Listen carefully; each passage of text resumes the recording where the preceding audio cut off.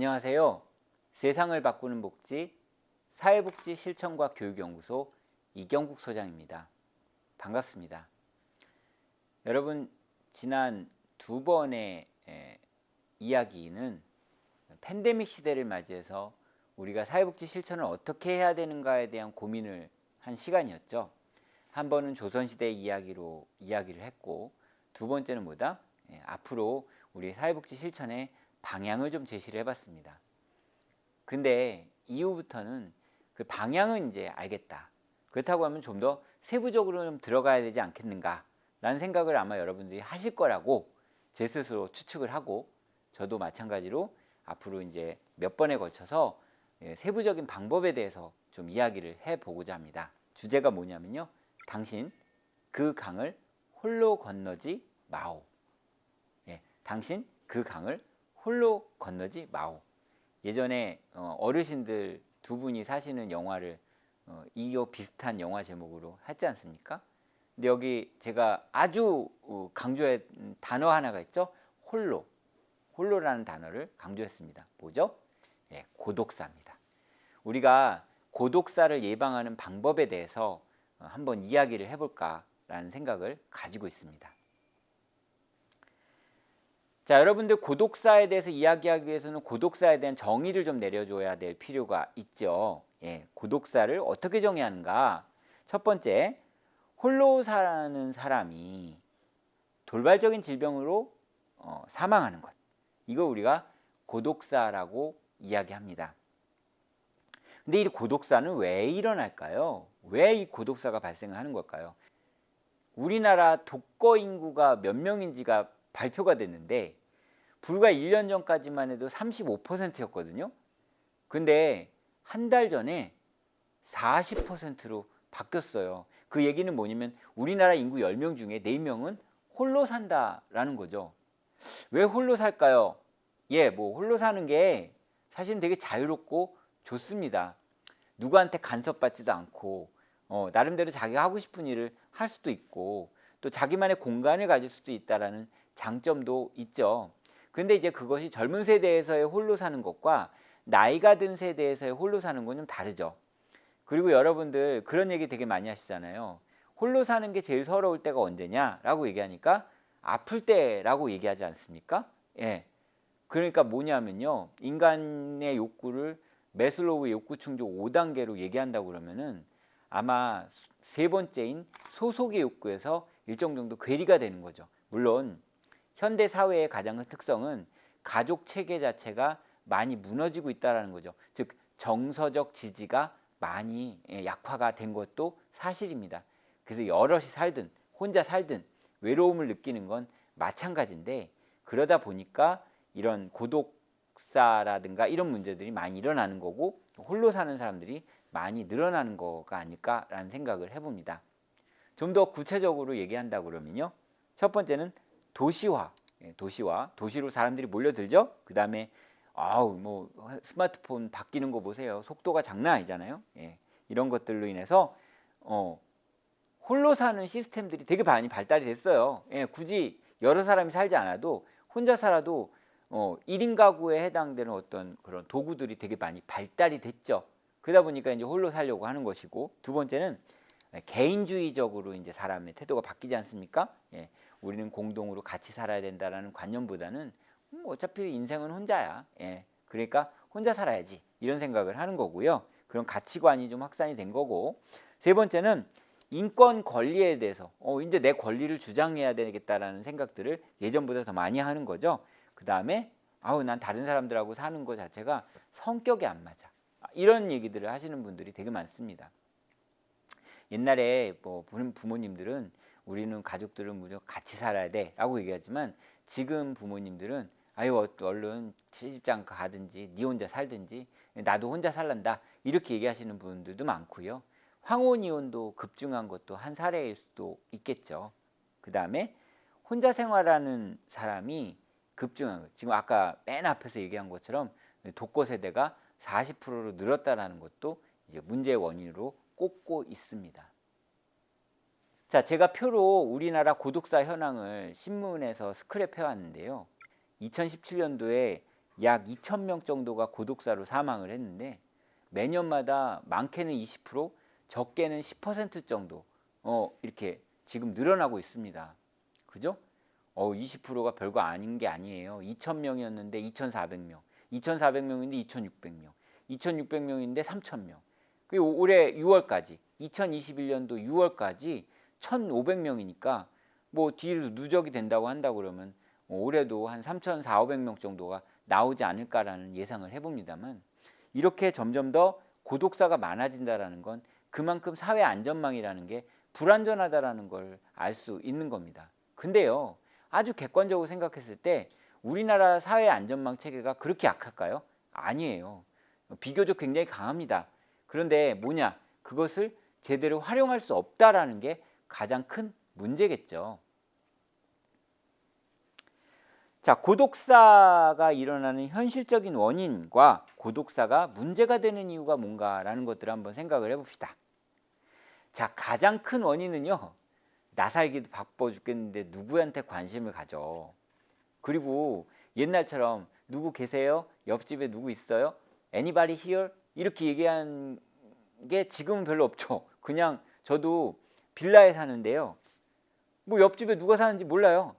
그냥 문 열고 나가다가 갑자기 마주치면 되게 어색하고, 엘리베이터 저희는 없는데 엘리베이터에서 인사도 잘 안 하고 뭐 이런 것들이 있잖아요. 그러니까 옆집에 누가 사는지 무엇을 하는지 잘 몰라요.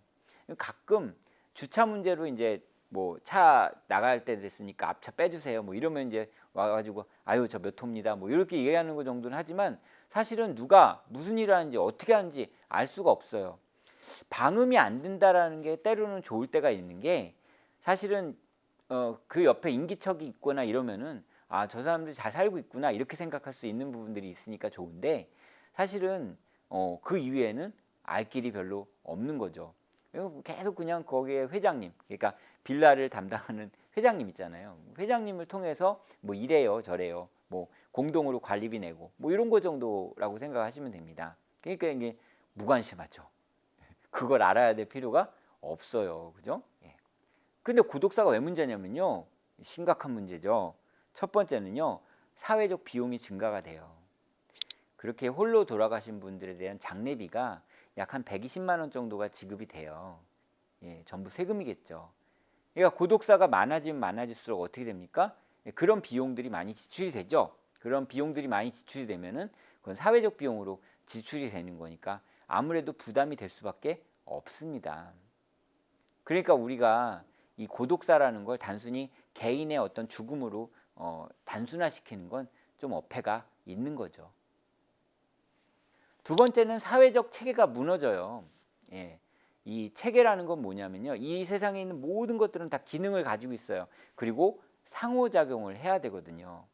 그리고 나는 누구의 아버지이기도 하지만 누구의 아들이기도 하고, 상위 체계, 하위 체계 들어보신 적 있죠? 그런데 각자의 역할이라는 게 있는데 그 역할 중에 역할하는 사람이 빠져버리는 거예요. 에이, 그럼 생활이 어렵고 뭐 세금도 잘 못 내고 일상생활 속에서 글쎄 그 사람이 사는 게 그다지 의미가 있을까? 이건 뭐 인권적으로 얘기하는 것이 아니라 그냥 뭐 그 사람이 죽든 살든 누군가는 그걸 채울 거 아니에요 라고 얘기하지만, 사실 이 세상엔 의미 없는 사람은 존재하지 않습니다.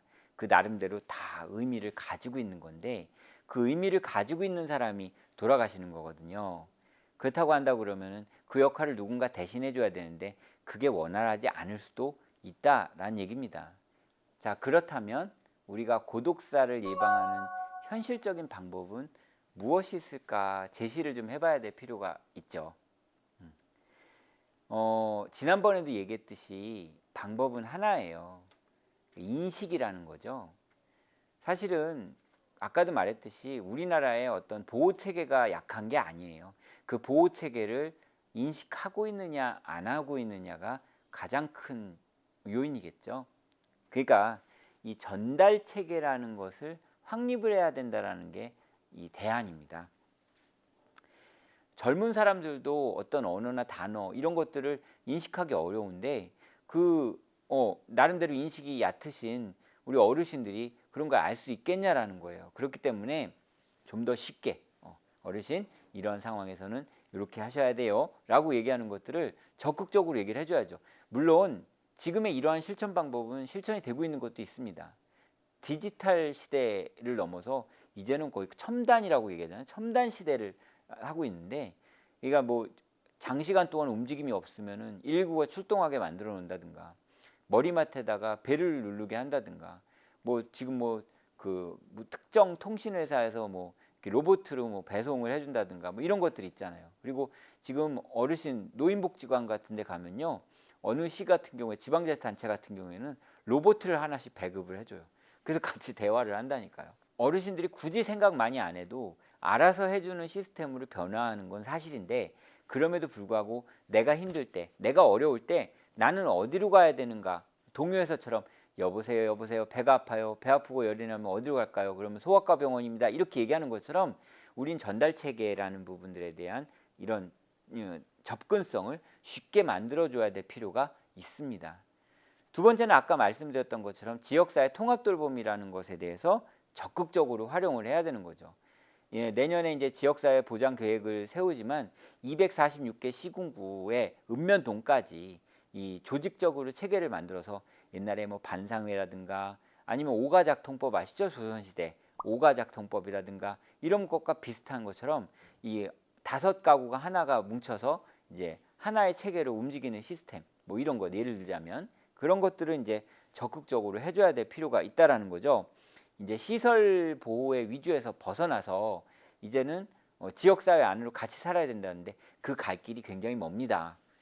사실은 시설 안에서 생활하는 게 아예 나쁜 건 아니거든요. 그 안에서 생활하면 보호도 되고 다 되는데, 이 지역사회로 무조건 나온다라는 것도 그다지 쉬운 건 아니에요. 그렇게 되려면은 지역사회 주민들이 지역사회 안에 있는 장애인, 노인, 아동, 기타 여러 사람들을 보호할 수 있는 인식과 체계를 갖춰줘야 될 필요가 있습니다. 근데 공동체 의식도 약하고 그 다음에 내 살기도 바쁘니까 인식을 못 하잖아요. 그래서 이런 부작용을 해결하고 제도적 정책적으로 그런 것들을 잘 만들어 놔줘야 될 필요가 있다라는 얘기죠. 근데 이런 제도나 정책보다 되게 중요한 거는 상호 관심이라는 게 굉장히 중요하겠죠. 그래도 우리나라 사람들은 참 어려운 시기가 있으면은 그런 시기들을 잘 지혜롭게 서로 도와가면서 이겨나가는 DNA가 우리한테는 있잖아요. 그러니까 앞으로 이 고독사를 예방하는 것도, 그래 당신 혼자 사는 건 아는데 일단 무슨 일이 있으면은 우리가 좀 도움을 주겠다라는 어떤 이런 시스템들이 좀 정착이 돼야 되지 않겠는가라는 이야기를 좀 해봅니다.